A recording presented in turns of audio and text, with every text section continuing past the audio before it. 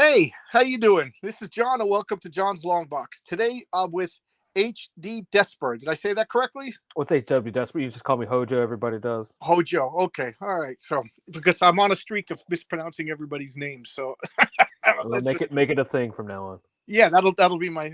I'll make it each week. I'll make it more and more egregious. Yes, lean so into it. you Hojo here is the creator of a comic called The Mythicals, and here is my copy of The Mythicals right here. And why don't you tell us a little bit about it? Everybody knows me. They're bored of me already. Yeah. Well, it's the Mythicals is a supernatural action mystery that puts Nancy Moon. She gets recruited by Level M, which is a covert task force comprised of creatures from myth and legend. So they're tasked with protecting humanity from supernatural threats. Cool, cool. That's a genre that I'm really liking these days. Like nothing against superheroes, but I think after 40 years of reading superhero comics, I think I'm branching out into like paranormal and metahuman investigations. Oh yeah. I'm a big Hellboy fan, so I got to ask you: are you a Hellboy fan? I wasn't. I never really read it. I remember seeing it. Obviously, I knew what it was, but I didn't know anything about it until I saw the movie. And by then, I had already pretty much had. Well, I think the movie came out before this, but like, I never really. No, I never really read it. Okay, because But that's the whole. They recruit. He's a demon from yeah, hell. like once somebody mentioned, it, I was like, oh, yeah, I can kind of see the parallels. But that's as far as like a government organization. That's pretty much where it's. This would be more Men in Black type, like Yeah, than that. I love that. I think that I don't know. It adds a little bit another layer of realism to Yeah, comic. like this, like the way, like the elevator pitch, like it's like a Buffy the Vampire Slayer mixed with Wildcats, with a little Okay, X-Files conspiracy layered in. and can you believe it? I love this genre, but I've never watched the X Files. I take Oh, it the back. X-Files is I good. turned on the X Files about 7 times, and it's always the same episode.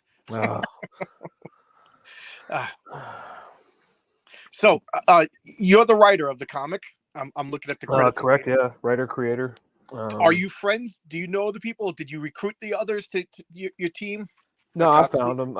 Originally, back in 2005, when I wrote this, I was in the army. Where I was on, had an idea we were out on like a patrol in Iraq, and I was like, oh, this would be cool if it's like a team of monsters going in there, and like we got a vampire, we could do a magician, I could have like a soldier, and then I was like, I couldn't think of a hook, and then I brought her into it. I was like, well, we'll focus everything through her. right. So like she's the vehicle where you meet this whole world and this cast of characters, and like it's pretty grounded in reality, except for the supernatural aspect. Well, I think that's a great thing to do. That's to to have a new character so that you can introduce the readers to the world as you're introducing it to her. Yeah, In the yeah. first Hellboy movie, they had that agent that Hellboy was Right, explaining. right, yeah. The new It's a guy. perfect. It's always Yeah, I the think. FNG. Yeah, so as Nancy Moon, the main character, learns, we're learning. Yeah. Otherwise, it's just exposition dump. Yeah, it's a good system. So tell us about Nancy Moon. She's your main character. Yeah, we meet her. She's on her way to a job interview with the Department of the Interior, like normal government agency, and throughout the course of events of the issue, she gets recruited by this Right. She didn't covert. apply for this job. She got No, recruited. no, they see talent. You know what I mean? Yeah. Always on the lookout for new excited minds to join the team. I want to ask you, like, are they the good guys? Are they bad guys? But I know that's like spoiler territory. Yeah, I mean, But just it's a good thing that I want to ask. You know what I mean? If the I didn't want to the know team's more. mission is a good one. We can say that. Okay. Okay. All right. They're altruistic. They're Okay. basically the last line of defense. I guess that says something about my personality because I'm kind of like, is she get recruited by the bad guys? That would be a We'll see. yeah, yeah. Well, there's See, definitely a villain in the first issue, yeah, yes, for yeah. sure. Oh, let's talk about your villain. Yeah, It's like the uh, let me see if I can spin the camera around. And do you mind if I show a picture of what the villain looks like? yeah. You can. Yeah. Okay, let me get this camera. Oh, what did I just do? Did I just? Or if you want, you can share my screen, and Oh, okay, okay, there's a picture down there.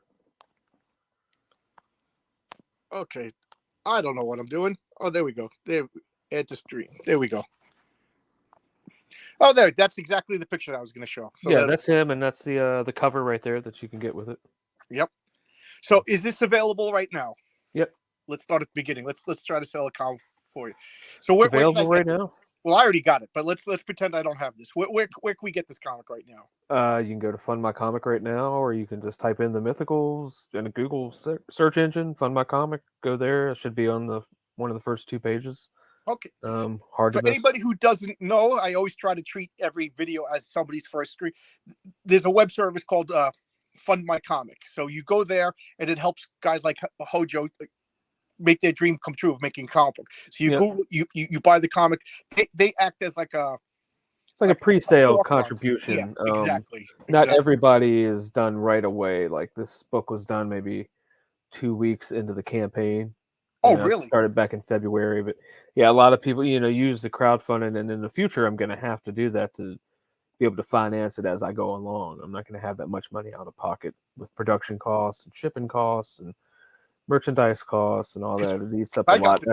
I paid for it, and I got a shipping notice like right away. So yep. Yeah, that was pretty cool. Yeah, so that's called crowdfunding for anybody who doesn't know what we're talking about. Everybody chips in, and then you produce the comic, and then it's almost like a pre-sale. Yeah. So, and everybody is at various stages of completion before the comic book comes out. Yours, like I said, I got yours right away. I was like, I didn't expect it. Yeah, some people have been waiting years. Yeah. Literally for stuff, but that's neither here nor there. Yeah. So let me ask you. I have a bunch of friends that are in the military, and they're all comic book people. Like he says he was in Iraq, and he said that most of the time was just sitting around waiting and reading comic books. Yeah, and I had some shipped to me. Yeah. So okay, so it's more common than I thought. Yeah, it depends on what you're doing. Yeah. Like I was in the Army. I wrote this when I was in the Army overseas. What would be the bare bones of this? First issue, probably not so much. I don't think Nancy Moon really existed in her form now. Oh, were you a comic book kid? Were you? Oh yeah, man. I've been reading comic books since I could read. Oh, cool. What were your favorite as a child? I was a big Hulk fan. I was more of a Marvel guy when I was. Yeah, me too. When I was younger, but I mean, I did read Green Lantern and the Flash. I did like those. Yeah, it's fun. Hulk and X Factor. I loved X Factor. It's funny because I might be wrong, but I find that people who are casually into comics got a lot of Batman and Superman, but people who are like really into comics as a kid, they got Flash and Green Lantern. I don't, I can't back that up with anything, but that's, I mean, I read Superman and Batman. Yeah, of course, yeah. How could you? I remember when they killed Jason Todd. I called that number more than once. So did you always want to write? Did you want to draw? Yeah, we all want to draw, don't we? Right. I wanted to draw as a kid, but I have absolutely no talent.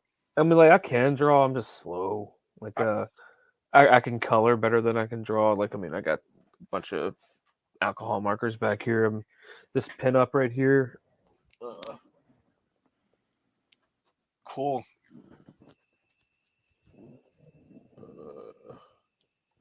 Like, you drew that? No. Oh. That's Eric Ninotowski. He does Shadow Sentry. He's a phenomenal artist. I'm gonna take some scans of that and color them up and give them to a couple people who like got a bunch of stuff on the campaign, like backed it twice, and it's like an extra perk. Oh, cool. So I'm getting there. Speaking of perks, I might as well show this. This is the bag that the comic came in, and there's stickers and a poster. So when you crowdfund a comic, the more money that say Hojo would make in the campaign, he could throw in little tchotchkes and stickers, and so it's always more fun like to watch the campaign. Oh, he only needed I don't know, I'm making up numbers. I only needed $5,000, but he made 10,000. So everybody benefits by getting a little bit more extra stuff. Yep, that's how it works. So everybody rises the boat together. My wife just came in and told me that there's a deer in the backyard. A front yard. Nothing I can do about that. No. Maybe he thinks I'm Santa Claus. He wants to audition. Yeah, I lived in this. This has nothing to do with anything, but my wife distracted me. We moved from the city to the country, as my friends call it. Now I'm marveling at like this hawks in the trees and Oh yeah, turkey I vultures. live in the country. Oh, cool. Yeah, I I don't know live in how the I ever lived. suburbs part of the country. It's weird. You know, it's funny because if you came out here, you'd be like, you don't live in the country. But to me, that's the country. I don't know how people live in cities anymore. I don't know. No driveways, but that has. I always Yeah, focus. Get back. yeah. Get back. So you were always a comic book person. You were always into comic books. Oh, my entire life. I would take breaks. You know, sometimes the industry would piss me off. Like I'd get Yeah, event fatigue.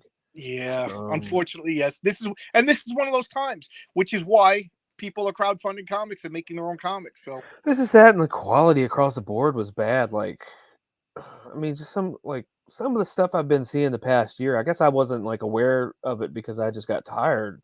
You know, I kind of like I kept up with the stuff like major storylines like was it like dark metal and all that stuff, and uh, I man, then it just started getting weird. Like, Superman's fighting climate change. I'm like, okay, that's cool as a one shot to like, yeah, uh, that's a like but Ethan Van that's Sciver and I forget who did a comic where Batman comes out against gun violence as a square bound one shot. I agree with you. Those are like special interest one shots. I It's agree fine with because it's happened throughout American history. You know, it's correct. tied to pop culture. It's a pop culture phenomenon. Comic books reflect pop culture, Yes. and you're seeing that because popular culture right now is like, ooh, the art across the board has gotten bad. Like the art has got like you said you can't draw. Like, dude, Yeah, I maybe I I have a saw chance. I saw the She-Hulk cover about a week ago.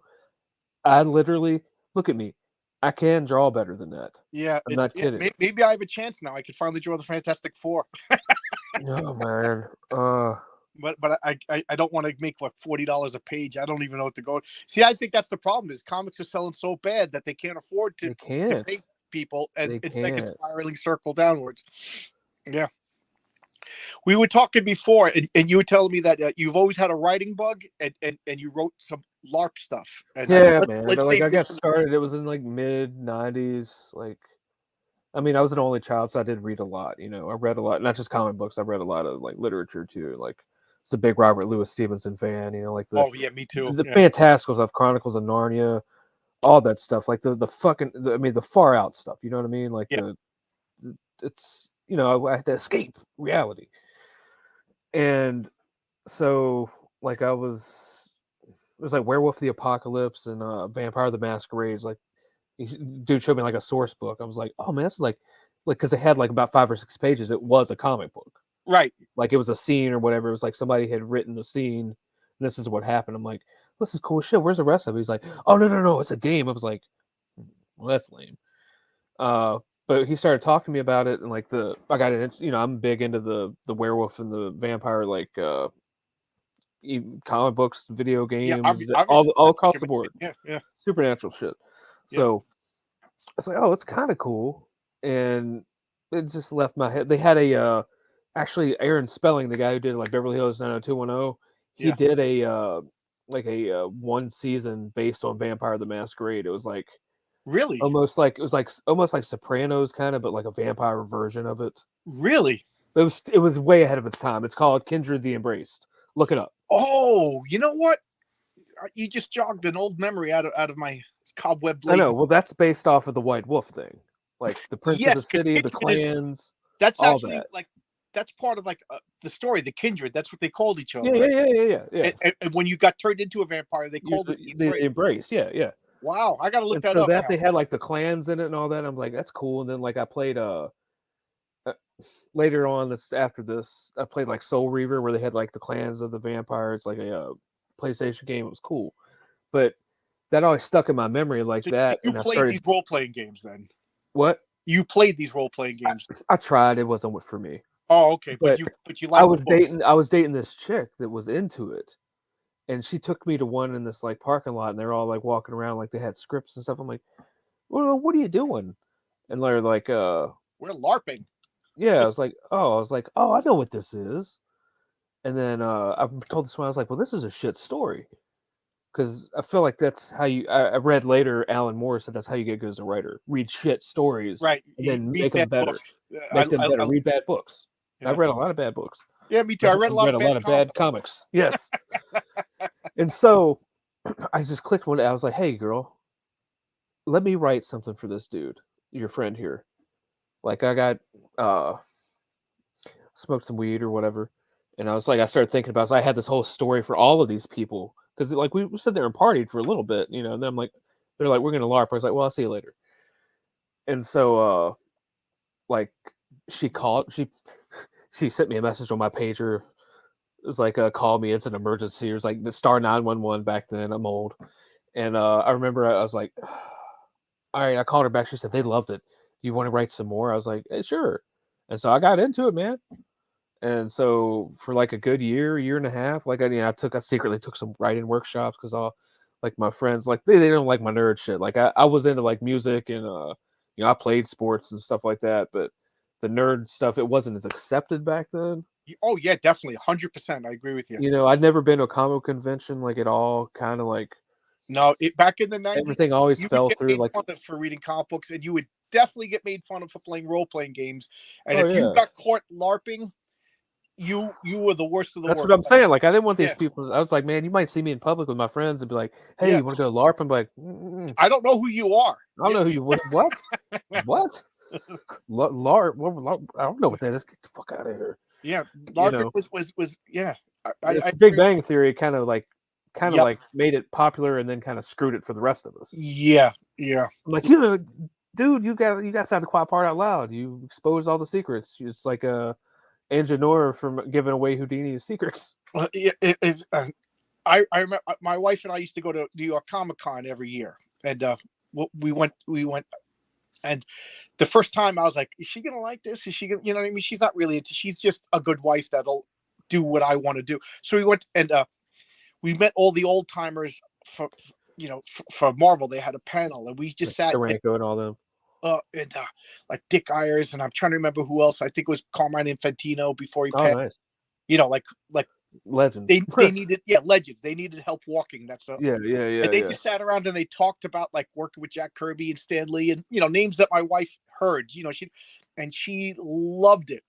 So then we went the second year, and she said it wasn't as good. And then the third year, my niece says to me, Uncle John, I'm going to Comic-Con this year. Like, look at this character.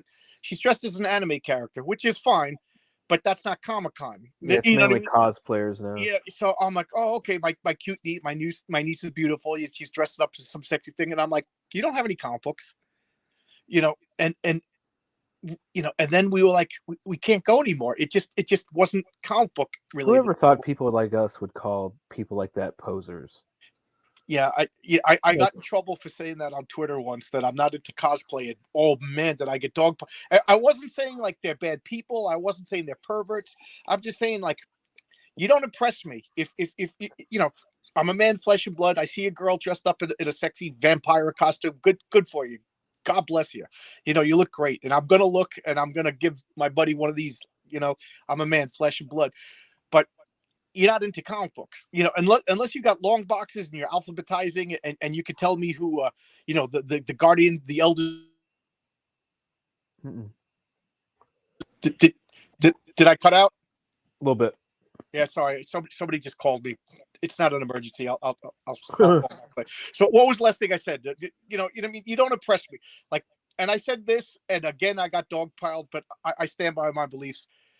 If you're going to Comic-Con dressing in a sexy Starfire comic costume, and you don't have in the 90s and 80s, you would have been a cheerleader. It's just attention. And right now, comic books are cool. Yeah, because back in the day, if I saw somebody had like a Hulk shirt on or something like that, or a Marvel shirt on, I'd be like, it was like, what's up, man? Yeah, it was like, that guy's. Where'd you get that shirt? First thing, where'd you get that shirt? Not at the gas station or Target, Walmart, Kohl's, along with my Nirvana T-shirt. You know what I'm saying? Like, it's trendy now. Like, I don't like it. I was like, this is gonna sound so pretentious. Please, well, you know what? I'm a music fan, so you can be pretentious. I was a big punk rock kid in the 80s and 90s. All right, I'm cutting this stream off. Goodbye. No, I'm just kidding. Oh, you're not into punk? It's okay. You know what I mean? So I older stuff, like I like the Clash. Oh yeah, Clash. Yeah, I was about to say I would go to school with my Clash and Dead Kennedys t-shirts and Sex Pistols t-shirts, and I remember the cool guys would like make fun of me. But I was also on the football team. Even before I played football because I thought it was like, I don't know. I knew how nerdy I was. I wanted to play football. So I'm on the football team. So right away, he must be cool. But now I'm reading comic books and I'm into punk rock. So people didn't know how to take me. And I just remember one girl was making fun of me. She didn't know I could hear her. And I'm like, you know what? I don't care, whatever. And then I remember within 6 or 7 months, she's like, I always liked the Dead Kennedys. And I was like, you were making fun of me. And she's like, what? I said, I heard you. don't pretend, And now everybody's like in their brothers, like they're in Blink 182 isn't punk rock. Lame, dude. Green Day's not punk rock. You right. Know that. Punk rock died in 96 when Gigi Allen died. That's what whenever anybody brings up punk rock, I said it died with Gigi. I mean, I don't know. Like I like the Clash. I'm not a big Pistols fan. I like the Ramones, and now I'm leaving. Never Mind the Bollocks is one of the most perfect albums ever recorded, if you ask me. Oh my god! Every once in a while, I put that album on, and I'm, that is so good. But Clash, there's no energy behind it anymore. Like there's no rebellion, no rebelliousness around. All the rebellious punks now work for Pfizer. Yeah. Rage Against the Machine. I call them getting paid sponsored by Pfizer. Yeah. Well, I call them Rage Against the Machine, and then I'll put an asterisk sponsored by Pfizer. Yep. Yeah.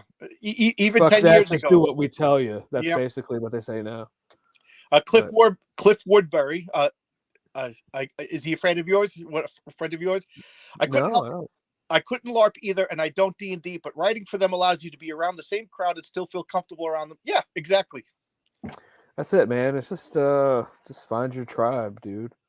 Don't be tribalistic. That's not what I'm saying. Yes, I know exactly what you mean. There is a difference. Find your people. Like, I mean, I'm around a lot of artists and writers now. Like, I have a DM group. Like, we bounce ideas off of each other, and like, it's really constructive. And like, we don't go in there and talk gossip and bullshit, even though sometimes it leaks in. It's there to be positive and prepare to take over the world, Pinky. I remember I moved to Albuquerque in '93, and I didn't know anybody, and I was broke. It was college, so my comic books were stayed in New York, in my parents' basement. All my D&D stuff stayed, and I couldn't bring 45s and albums across the country. So I was, nothing, just my backpack. And right. I remember I saw a guy with a Misfits t-shirt, and like you said, I was like, that guy's one of. And I went over, we introduced ourselves. We had a D&D group. He was into comic books, you know what I mean? And next thing you know, there you go. He introduced me to the Vampire the Masquerade game. We didn't LARP. We sat around and we played it like D&D. And it was funny because we got the books and we read the books. We were sitting, he's reading over there and I'm reading over here. And when we both put down the book at the same time, we're like, all right, I read this whole book. How do you play? Yeah. So I'm sure we played wrong, but it was fun. Yeah, it is fun, man. And you just got and when I was in the Army, I'm an East Coast guy, so like I went to my first duty station was Arizona. I'd never been out there. I was like, what the hell? But they had a comic book shop like literally as soon as you go out the gate, maybe 4 blocks down. It was called Pyramid Comics, and I went in there and I saw an officer that I couldn't stand, like in there, and I was like, hey man, I didn't know you were a collector. He's like, oh man, I've been in this, man. We were friends, and we haven't talked in a long time, but we were friends even after I left Arizona. That's cool. Yeah. Well, thank you. I just want to say thank you, Cliff. He says he doesn't know either one of us, but he watches my videos. Thank you so much. Yeah. Comment more, Cliff. I love the comments. I try to. I'm still small enough that I can respond to every comment. And he's seen Hojo and other interviews and other creative channels. So thanks a lot, Cliff. Thanks. Thanks a lot. Back the book when you get a chance. Yeah, check it out. That it's funny because there's the YouTube, like a short little video going around of Henry Cavill, and Henry Cavill is being interviewed, and it's got the blonde girl, which you know what I'm talking about. Yeah. And he says, what are you into? And he says, Warhammer is my jam. And the other guy, I don't know who the other guy is. Oh, what army do you run? And I run KS Army. I run whatever. I forget what it is. And somebody wrote under it, that's how fast it is for guys to become friends. And it's like this guy, he wore a Misfit shirt. I saw him. I was watching TV through my window. I went outside. I introduced myself. We've been friends for 20 years. This guy at the comic book store that you couldn't stand, and now you're buddies. That's how I love that. I wonder what it's like for women. Are they just like, ooh, I like your shoes. Where did you get them? And they're like, oh, I love that store. Really? Then they're on, like, is that how that works? Because I don't know. I don't know. If you have any insights on women, please share them with me. I'm married. I don't. I'm married too. Yeah. I'm married too. Happily married now. I'm Santa and she's Mrs. Claus. Oh, there you go. My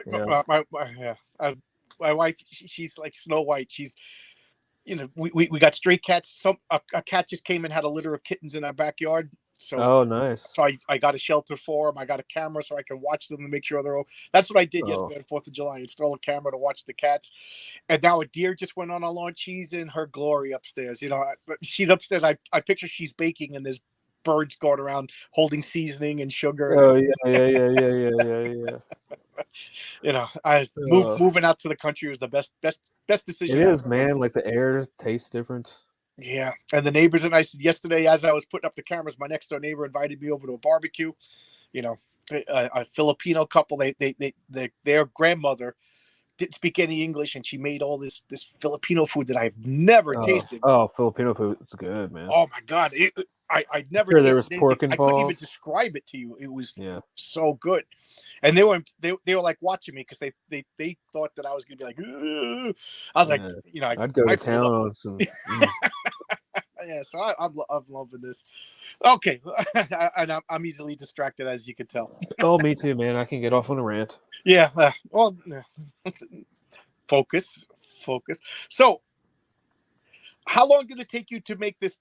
I know you said you started writing in 2005, but when you sat down and said, seriously, I'm going to make the Mythicals, it's going to happen now. How long was that process?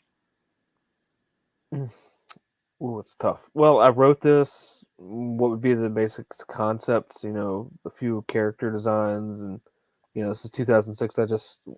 Once we got back, we were going to submit to CrossGen Comics, but when we got back in 2006, they were out of business. They done gone belly up.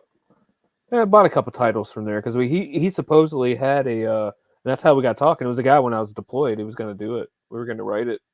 The sequential art, looking back on it, wasn't top notch, but still, it would have been the pursue. I could have pursued the dream further, maybe, but they're out of business. So he's like, we can always submit the image. I'm like, okay, bye. I gotta go to Fort Campbell, Kentucky. I'll see you later. And so I got stationed somewhere else. Well, I left Fort Campbell, and then I was like, well, I got to go. Never mind. Sorry. It's been a long day. Yeah, that's so all right. I wrote in 2006 on the deployment, got back, and they were out of business. And so, I got out of the service, came back, and CrossGen was out of business. Yeah, CrossGen was out of business.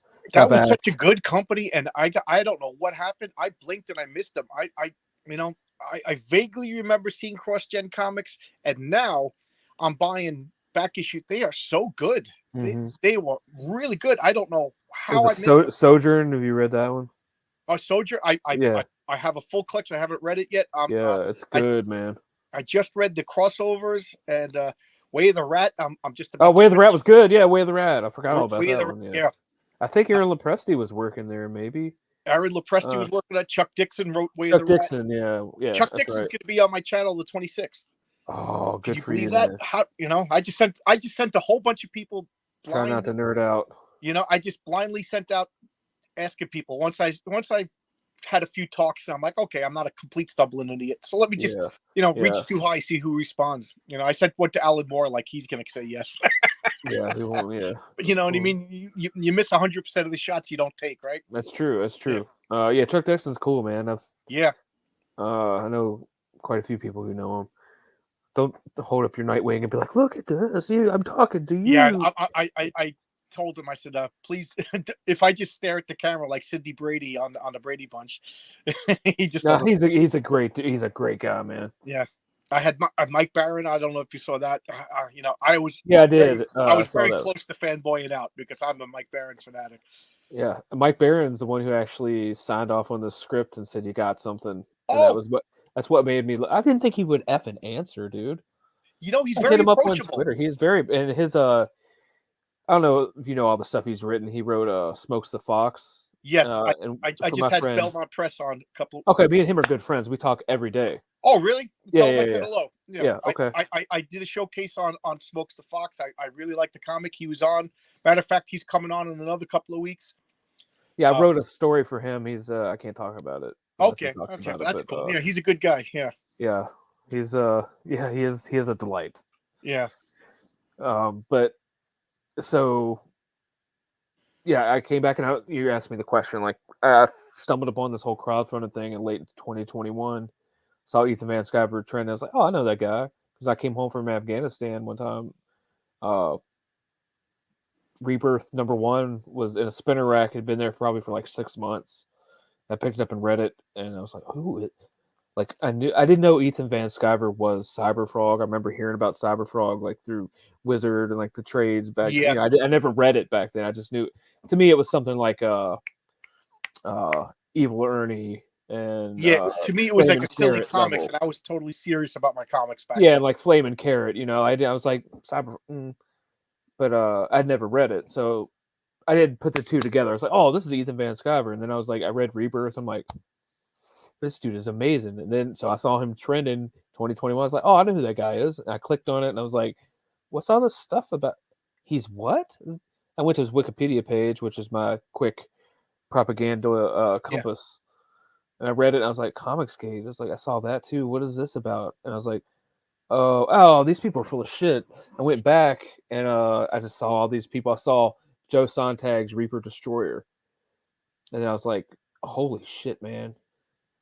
These people are doing it. They don't need publishers. Right. And I was like talking to my wife about it. I was like, I could do this. I can write this. And I went and kind of went through a crash course on crowdfunding, like Rob Arnold's Google Docs. Yes. Yeah. And all Please that send me stuff. that link. I'm toying with the idea of making my own comic. Yeah, and you got in the chats, get on the hangout. All these people hang out on Twitter and Facebook. You just got to get and they're on so there nice and approachable. Yeah, you just talk to people. I can't believe I talk with Mike Barron. I can't believe Chuck Dixon talked to me. Ethan Van Sciver private messaged me a few times. You know what I mean? Who am I? I'm nobody. Yeah. Ethan, he's great about it. Like he'll if I ask him or want to say something, or he'll answer at least within 24 hours. Yeah, for supposedly Nazis that they're surprisingly. I'm not saying like me and him talk like we're I'm not buddies. saying I would be if you ask if you say you to heard of Hojo and the Mythicals, he would say yes. They can't deny it anymore because I've made. Well, let's juxtapose it like this. If I may tell you a little story, when Dan Slott started writing She-Hulk, I really got enamored with that comic book. This was, I don't know, like 2005. I forget the exact year. And I loved the idea of like, she's practicing law in a superhero world. So I went to a comic convention and Dan Slott was there and I got fanboy. I was like, yeah. It's and I was, my wife goes, go and talk to him. He just writes comic books. She's not into comic books. He's just a dude. Yeah. So I went over and I started talking and he was super nice. Yeah. And we were talking about like superhero law and like he was talking about potential idea. I said, how about a normal human suing the Xavier School for discrimination because they won't let him in because he's a human? And he's like, I like that idea. And then I was like, can I get a picture? And he's like, only if we act like Spider-Man. So me and him were jumping around. I got pictures of me and him acting like Spider-Man. And then the following year, I told you my wife and I went to comic. We saw him again. And I don't know if he remembered me, if he was just being friendly, but we had a nice, pleasant talk, did the whole Spider-Man thing. So I got 6 different times I met Dan Slott. Me and him had a great time talking about comic books. He said he remembered me, but he could have just been nice. Yeah. And now I started a YouTube channel. I went to invite him to see if he wanted, and I'm blocked. Oh, he's got you on a blockchain. Yeah. You know what I mean? Like he's blocked. And then, because, I had fond memories of the guy. Yeah, I'm on there too. Nothing but pleasant memories. I loved when he wrote The Thing. I loved She-Hulk. And now, like, I'm Well, the preemptively She-Hulk thing was announcing. like it reminded me of like Ally McBeal. My mom used to love that show. And, Yeah, it was unfortunately, I watched lighthearted, it but with her. Yeah, it was good. It was good.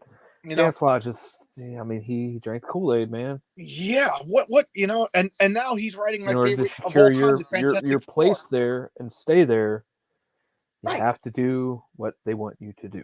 right. You know, and it bothers me because we had like personal interactions. Like I feel like sending him. Remember this guy? Remember sending him all these different pictures in different suits. So it was over time. You know what I mean? And I'm blocked. Like the other thing is, Yeah, I mean, Mark Brooks did it too. Like, I mean, yeah. look at it Well, this way, John. he's like even People weirder do this about to their it. own family, and this is just another virtue signal. And look at it this way: at least they're telling you who they really are.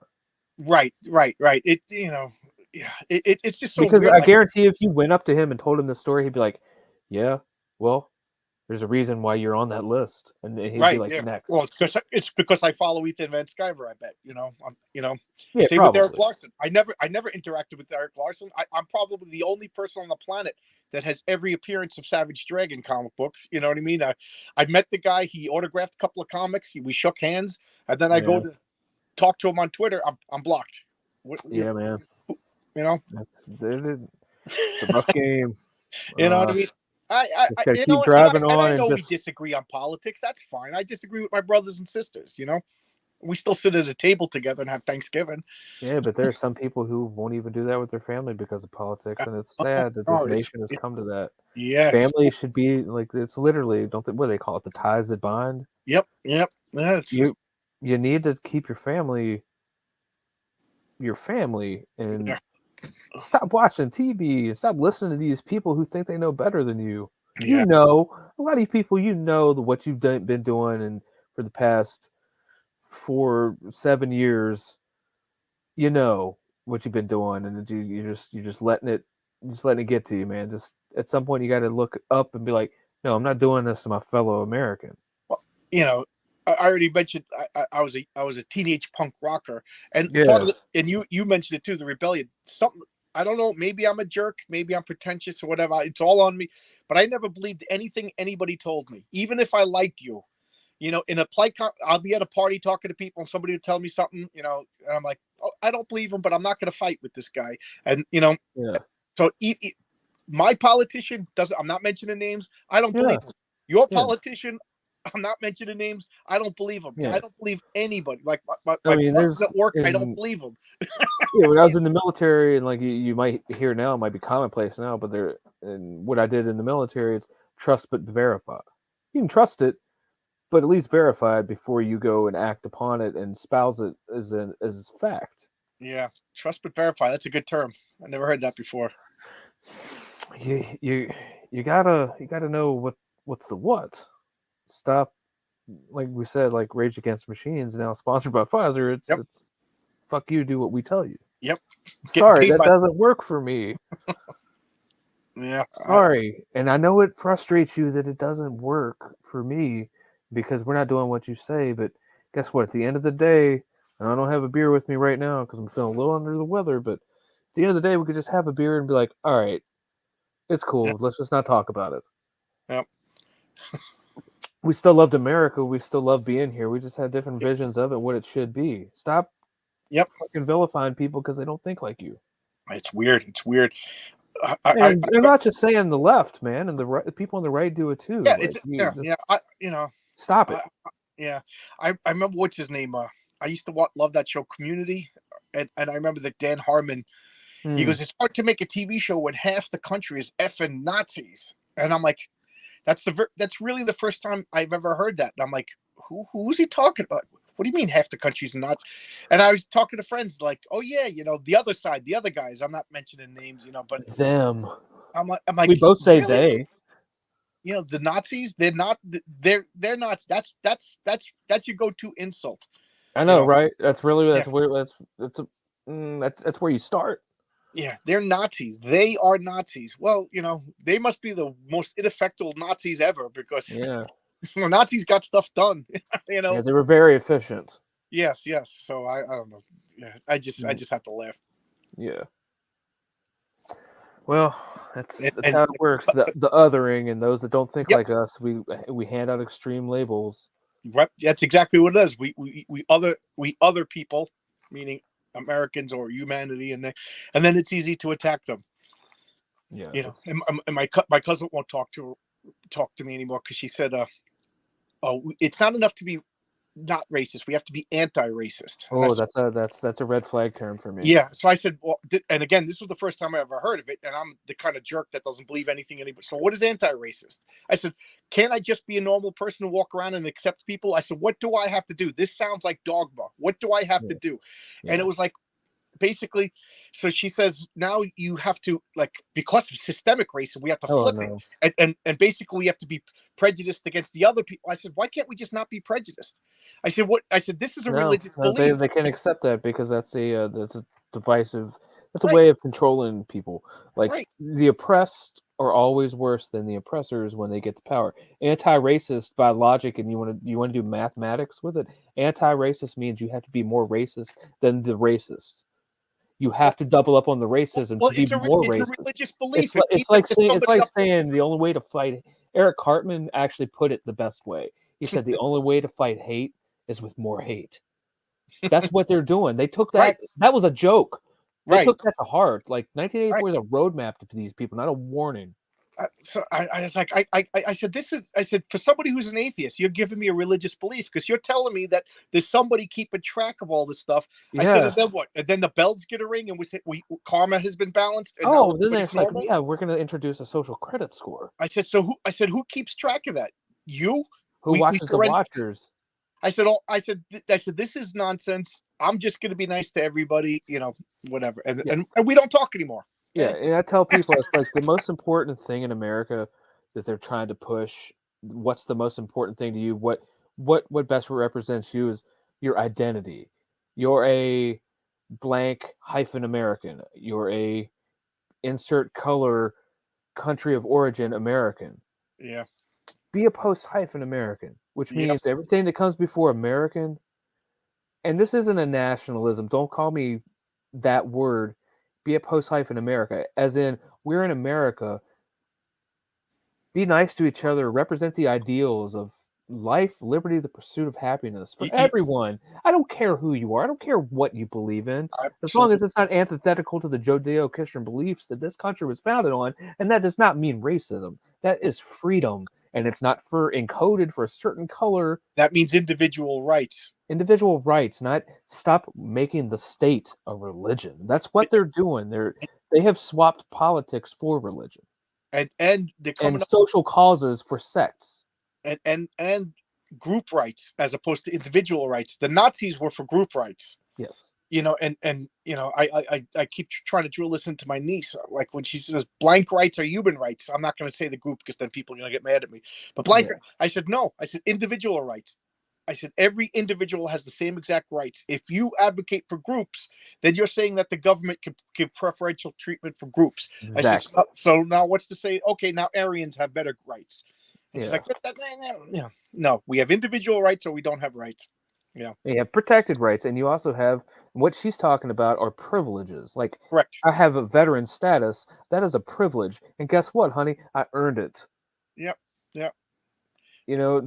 Disability. I'm sorry, there are a lot of disabled people in this country that have a disability for something that is just good old-fashioned laziness. Yeah, well, I'm overweight. I wouldn't ask for a privilege for consequences of my actions. You know what I mean? No. Being fat doesn't mean, I don't know. Don't get me started on alcoholism. It's not my fault. I have a disease. I'm like, you have the only disease that I know that you have to go up and buy every day. Oh, not me, buddy. I make beer, so. Oh, you do? Yeah. You make beer? Yeah. It's that's a medal right there. That's a second place medal. Oh yeah. Yeah. Cool. It's funny that you said that because I have a friend out here that's really into wine that I just made friends with him, and you just say the word wine to him, it's like saying comic books to me. I'll put you in the corner and talk comic books to you for an hour. If I hear somebody talking about hops or dry hopping, I'm like, ooh. Yeah, and I said people who make beer are the same as comic book collectors. They get geeky about it. When I say the word geek, what I mean is somebody who's so into it that like you kind of like forget about regular conversation. Like, Oh you want yeah, to talk comic books? Blah blah blah blah. And yeah. next thing, That's my why I wife's like, call it geeking out. yeah. So Yeah. you're a beer geek. My brother's a motorcycle geek. My sister's a horror movie geek. But when I say nerd, for me in my circle, it's derogatory. I'm like freaking D&D nerds. I'm a Yeah. comic book geek, and he's like, "What?" The same thing. Like, no, dude, they're nerds. I guess nerds are geeks that you Nerds. don't like what they're into.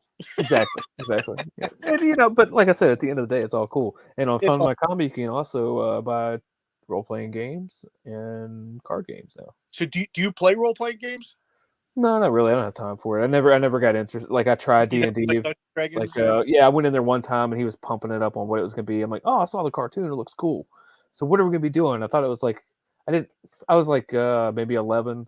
I didn't really have the concept of what a tabletop game was. I'm like, I'm Yeah. thinking Monopoly at the time, and he was like, no, fill out this. I'm like, this looks like a job application. He's like, I was like, what are these numbers for? He's like, okay. When he explained it to me, I was like, I'm gonna go outside. It's So funny. I was one of those guys. So It's funny that you said that. I have a friend Jimmy that never played, and I always try, but I was always playing Dungeons and Dragons from I don't know, I can't even begin. 9, 10 years old. I was playing with the older kids, and my friend Jimmy, not into it in the slightest. But we were into punk bands, so we'd hang out a lot. And I'm like, I can't this weekend. I got a big D&D game. And he would always ask about it. And I was like, come and play. And then he went away for the summer to his summer house. And he came back and he's like, I'm never playing Dungeons and Dragons. I'm like, why? He goes, because the kid up there wanted to play. And there's nothing else to do at night. yeah, But what he did was he gave him a stack of hardcover books and said, read all of these. And then tomorrow we'll make up. He goes, I got homework. He goes, I'm hanging out summer break yeah, at home. So I was like, he did the absolute worst thing. When I bring people into my group, I don't tell them any rules. This is what we're gonna do. I said, you just got to trust me that we're gonna have the best time possible. And then if you were playing with me, I said, okay, Hojo, you're gonna be friends with Charlie, and you're gonna help Charlie. You know what I mean? So, and that's it. That's the introduction to the game. And I've been doing it for 40 years. I like to think I'm pretty good at it.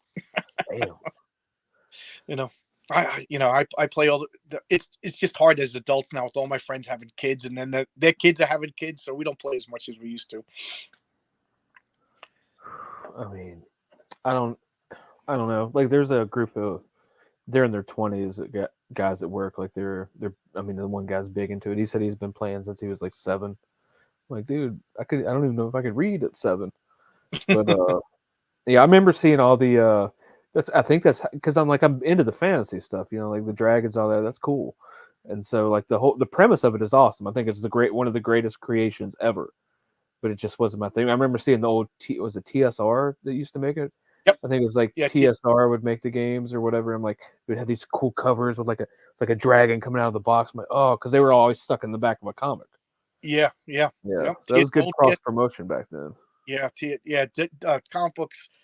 They had D&D had such great fantasy art, like Larry Elmore and all of these guys making such. That's how I found out about Bill Willingham. He used to do the ads for the Dungeons and Dragons. They all like comics. Yeah. I'm a lifelong Bill Willingham fan. It all started from these TSR ads. And if I TSR, I think there was they were in New York, a couple of towns away from me. And there's a few times that I would go there as a kid. Like we would have to get driven by a friend's dad. Mm-hmm. And I have vague memories of Bill Willingham and a couple of those guys actually drawing advertisements for D&D, and the guy was like, That's crazy. But memory's a funny thing. Yeah. I actually met Bill Willingham and asked him that. He looked at me like, I don't know. I think maybe it touched the it wasn't me, buddy. Yeah, I'm sorry. He's kind of touchy. I he's touchy. Ask him about Elementals, his first comic. He gets all like, because he got screwed out of the rights to them. But that's neither here nor there. Yeah. So I find it funny that you wrote scripts for people that LARPing. Yeah. I always thought LARPing was like improvising. So it was, but it was called Mind's Eye Theater. Yes. So you would meet, like they wanted me to come up with like the backstories for the characters and stuff like that. So they could create a scenario. Okay, you're in a castle where werewolves attacking. Go. Yeah. Okay. Because like back then I was like, oh man, because I love movies. I'm like, oh, I kind of want to be. Everybody was like, oh, I want to be a director. I want to be like Quentin Tarantino, all he did was watch movies. He didn't go to film school, and he put all this stuff together. I'm like, yeah, well, I'm not.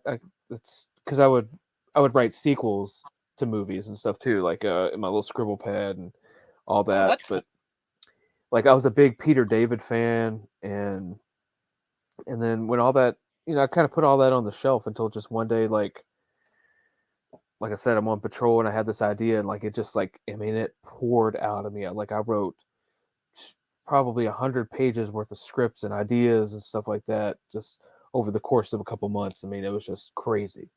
What Like what that's when I knew. what movies did you write a sequel to? That Jack Nicholson movie Wolf or whatever is like a werewolf movie. Yeah, Like yeah. I wrote a sequel to that, and God, what is it? Warriors of Virtue. You remember that? It's like these yeah, you have to look it up. It's from the 90s. It's like these little kangaroo type creatures that have like these elemental powers, but they do kung fu. It's crazy, man. It's well written. It's a great children's movie. Oh, okay. Oh, I Yeah. don't. That's funny. That's great. Yeah. I used to rewrite endings of movies, with my friends. We rewrote the original X-Men movie because it was just. I'm harsh on that movie because to me the script was the cheapest, easiest part to write. The rest you got to get actors, you got to get. Yeah. You know what I mean? So I maybe I'm naive. I never claimed to make movies or anything, but to me, I think like the script is just a guy in a typewriter in the basement. So that script is just so flawed, but everything else is perfect. Great casting. They had a good director. Good special effects. But that script is so bad. I wonder what you could do rewriting that script. Oh man, the first thing that jumps out. You're talking about the original, like the Bryan Singer one. Yeah, with Magneto, I'm going to turn you into mutants for some strange reason. My rewrite is it begins with Rogue. She's making out with her boyfriend. He dies or gets whatever. Oh yeah. And then she gets arrested by the police. And when the police go to touch her, the police collapse. And Yeah. now they don't know what to do with her. So they throw her in a prison cell, and people are outside like she's a freak. And other people like, she's born like this. And poor Rogue is 14 years old, screaming and crying. And then Magneto and these guys show naturally, up, break her out of jail and say, these are mutants. You have no right to do this, and you could kind of sympathize with that. They have a little bit of point. Rogue didn't do anything wrong. She's just, and then the X-Men break Rogue out so she could go to jail and stand trial because there won't be mutant rights without a legal process. I think that would be an important movie. And how did I, a jerk in the basement, come up with a better script than would. But then again, that's a lot lately. I guess they needed some kind of like a supernatural, and I wouldn't say a supernatural, but like a catalyst, something fantastic of a threat to stop. Like a bomb or a bomb in there. What they should have did was you could have had Magneto was going to bring an asteroid to create Asteroid M. That would have been good. But the one thing that sticks out of my mind that pisses me off about that movie is, all right, I get it that maybe Wolverine didn't know who Sabretooth was because of the memory thing. Right. Why were you a retard and just be like, because just why couldn't you speak? Why'd you just grab the dog tags? You should have said something. Because they didn't think of the second movie, just I firmly believe George Lucas only had one movie made, and then Star Wars was a big hit. He made Empire Strikes Back. Oh, Darth Vader's Luke's father. And then the third he didn't movie, really write that movie. Like that was Leia's his sister. Yeah, that was severely rewritten.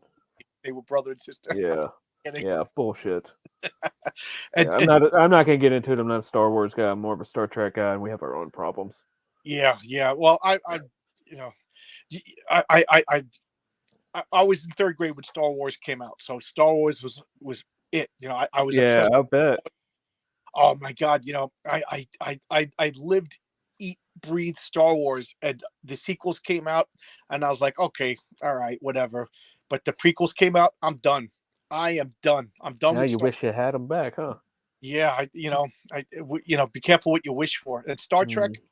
I know Star Trek ended after Generation. I know everybody likes Deep Space Nine, but I love Deep Space Nine. Yeah, love it. Not so much on Voyager. A lot of people like Voyager, but my wife likes Voyager. I haven't watched Voyager. Yeah. I love the original. I love Next Generation. And then Deep Space Nine.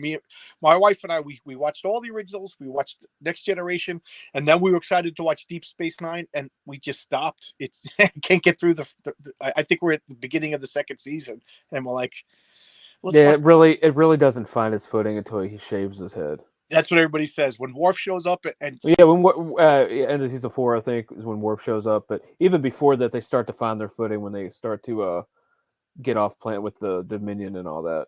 Yeah, so I know it gets good, but it is a rough start. It is a slow burn. And I got to say, the pilot episode of Deep Space Nine is one of the worst episodes. I'll give you that. Bad acting, bad directing. Like Bashir, I wanted to punch his face. Kira gets on my nerves. Odo, like Quark is really the only saving grace. I like Odo because at least he's a good guy. He's a rigid good guy that I support. Everybody else is too many, and I know that's what everybody likes. There's a lot of shades of gray. Yeah, but Quark is an accessory to murder in like the third episode. Remember, he funded like terrorists who killed people, and they just hand wave that. Yeah. I can't. And Bashir hits on his patients. There's a doctor he's doing an examination on him, and he's hitting on him. I'm just like, how did people? Ethics, no ethics. Like I don't want to spoil it. What they end up doing with him, Riker hit on his subordinates, which I found creepy. Yeah. Kirk never hit on anybody in Starfleet. As much as I take it back. He hit on one girl. She beams aboard, and he's like all ashamed. And that's it happened before the series, and he realizes I can't do this. This is wrong. And he never hits on any. As much as Kirk is the player, he never hit on anybody that he had any authority over. And he's supposed to be the problematic one. No, Kirk was you're a military guy. Kirk is a good leader, if you ask me. But I'm old fashioned. Everybody's like, they don't like the line. It's like, let them die. Yeah, I'd have said the same thing, man. Let them. Me and my son, I've turned him into a Trekkie. He hasn't watched it in a while, but he's still like, if you show Worf, he'll say Worf, and then ask me, who's Worf? I don't know if you can. It's an Enterprise right there. Oh yeah. And this, I'm in the basement. There's poles. I don't want to turn the camera on. Last time I did that, I turned it off. But one's gold, one's blue, and one's red. And people always come down here like, oh, that's interesting. What is like a circus? I'm like, come on, man. What are these for? And after like Superman, I'm like, okay, I can see Superman. Superman's got the yellow belt, but it's Star Trek.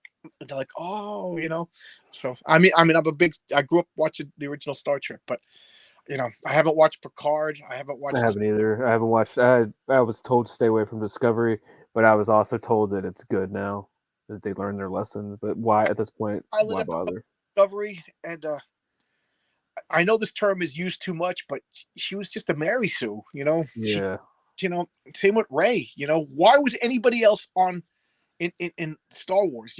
She was the best pilot. She was the best fighter. She was the best Jedi. Like everybody else was just there to. Even if it was a man like that, I was still just like, dude. Yeah. Well, even like the Matrix with Neo, I'm like, okay, dude. All right. Well, he was up at the beginning. You know what I mean? Yeah. An arc. And Luke was a jerk. Watch Star Wars. He. When Obi-Wan got killed, he's standing there shooting, and Han or Leia grabs him and pulls him in. He, in the second movie, he gets beaten by the abominable snowman, and Han saves him. He bumbles it to the point when Return of the Jedi came out. I was a little kid in the movie theater, and Luke is threatening Jabba the Hutt, and I'm like, Luke, you're a jerk. You're a moron. Like nobody's scared of you. What do you think you're doing? Get out of there! And then all of a sudden he starts flipping around. The whole theater cheered because. At this point was like 8 years. Luke was incompetent, and then it was so triumphant to actually see him succeed, because like at the end of Empire Strikes Back, he loses, obviously. Right. They left the galaxy and they're watching the galaxy from the outside, going, "Geez, what are we gonna do?" Well, we just got our ass whipped. What the hell? Yeah, and in the first movie, Han Solo's making fun of him, watching crop boy. What are you gonna do? Yeah, he was just and that's why I don't know. And then they could just proceeded to tear it all down with him. Like, I saw something today. They said that this is what they're doing with their heroes. They said, make fun of them, you bring them out of retirement just to shit on their corpse or whatever. You turn them to a salty asshole. You have the them not wanting to do what they do anymore, hating their mission, rejecting everything that came before it, and James then getting their ass beat by the female lead who is better than them in every way automatically. Yeah, and you know, we like, you know, I like aliens. You know, there's nothing wrong with a strong female lead. I like Terminator. Yeah, I had the hots for didn't. I can't think of her name. Yeah, It's Linda Hamilton. yeah. Who didn't? You know, Princess Leia. You know, Princess Leia was the only one in all of Star Wars to hit 100% of her targets. You know what I mean? We didn't complain. Yeah. No. But Rey, there was no purpose.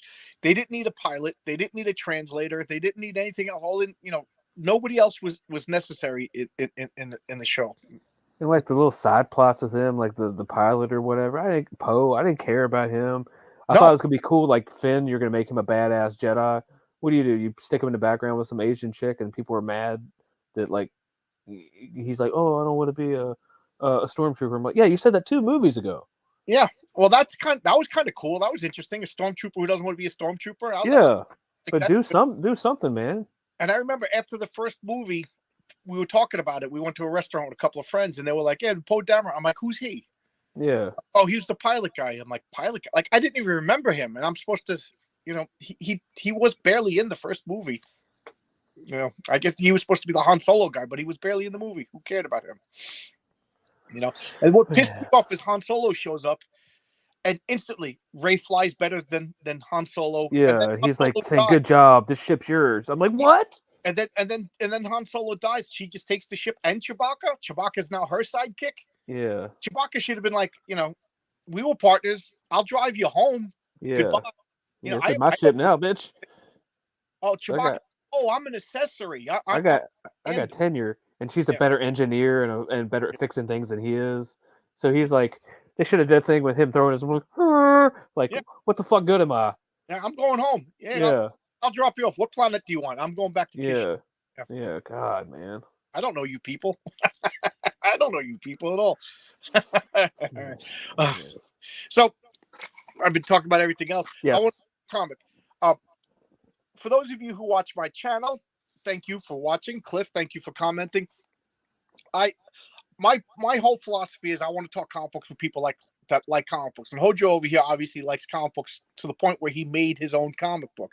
And I think that's great. I think we're living in like a new golden age of comics. Like I remember the 80s being like the black and white craze with Teenage Mutant Ninja Turtles, and like everywhere you looked there was new underground stuff. Yeah, Love and Rockets was coming out, and it was just the golden age. And I'm sure people older than me will say the same thing about the 60s with like Charlton Comics and Atlas. Yeah.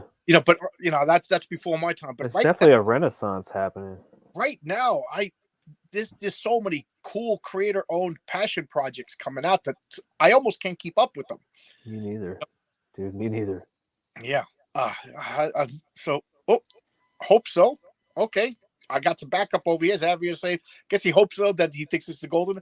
I don't know. I really do think that the whole comic book industry is fundamentally going through a transformation right now. People are freaking out, and and it's funny because a couple of days ago on Twitter there was that comics broke me hashtag, and it was all the people that were calling everybody else Nazis complaining about how bad comic books. And you know what's funny? None of the bad guys were saying anything bad about comic books. They're like, yeah, I'm doing. Ethan Van Sky was like, yeah, I'm doing great. Arnold Presti's like, I'm making more money than I've ever had. I just think it's funny that they showed a picture of all of the comic book people drinking whiskey, smoking cigars, eating steaks, and all the good comic book people, mainstream guys are complaining that they can't pay rent. And what I think is funny is the editors, who's I'm not going to mention names, who are like, comics broke me, they're bad people. They were the ones that knew that they were paying sub-poverty wages to their freelancers. I know it. The caffeine's kicking in. I'm getting. We're doing better stuff over here, man. Look, they dropped the ball, and it happens with anything. Like when something gets broken or like it goes downhill, there are people behind them like, oh, we know how to do this. We actually like this stuff. And you like let us take this back. You go back over there, go to whatever platform you were using this to get to. Peace out. We're going to do this. Eventually that might happen, but for right now, We're doing our own thing, creating our own characters. We're not beholden to any of this stuff. The only messaging is a good story. Right. And That's so, it. That's all. uh, let Comic me books. let me ask Got you: people who like comic books. How novel. is this a limited series or is this an ongoing series? It's going to be 13 issues. I already have about 6 written so far. I'm deep into the self edits for issue 1, issue 2, 13 issues. and Good. yeah, Mystical number. That's on purpose, I guess. yeah. Yeah, that's cool. That's cool. And if that's a hard end, like doesn't matter. Oh yeah, it's a diamond hard end. Oh wow, that's cool. So I mean, I guess like if you're building a pyramid, there's always you build a way out. But I guess if I need to, I could dip back in. But nah, I don't. I think it's Cool. it's a pretty good ending. Ah, cool. All right. So big changes. Whenever somebody said there's a hard end, that means to me it's kind of exciting because that means that there's going to be changes and consequences. Oh, every issue is like a self-contained adventure that just builds upon the whole thing, and Cool. there are consequences even in the first book that reverberate to the end. It's if I'm lucky enough to get to like issue 8 or something, you're gonna look back at issue 1 and 2, and be like, oh shit, there it was. Oh, that's cool. You're gonna be able to pick up on these things because I kind of wrote it in reverse. Like, I knew how it was gonna end, and I just had to figure out how to get there. And I'm like, all right, well, I'll drop a breadcrumb here. I'll build some stairs here to nowhere. Okay. So while they're worrying about this other plot point, I can really sneak in all the other stuff, and you don't even see it. And you said you started right around 2005, so that's Yeah, I took a long break. I probably didn't touch it from 2009 to. I mean, I tinkered with it a little bit a couple years after I got out of the army, but from like 2009 to 2012 or 4, maybe even 15, I didn't even touch it. okay. Oh, I cool. always thought about it, but I just never really got the folder out and started writing things and crossing things off. And Yeah. My problem is I overthink, and then that's like what do they say? Perfection is the enemy of the progress. Is that the expression? Yeah, Yeah. I'm the poster child for that. They should put my picture because Yeah. if it's not You have perfect, to have a clear objective, like with a character, who are they? What motivates them? That's got to be it. What do they want? What do they want? What do they want to do with their life? I just You talked. start out with Nancy. There's a panel in here where she literally tells you that's what she wants to do. Yep. Yeah. And then, like, we know about your character. We know about Nancy. Oh, and Catherine.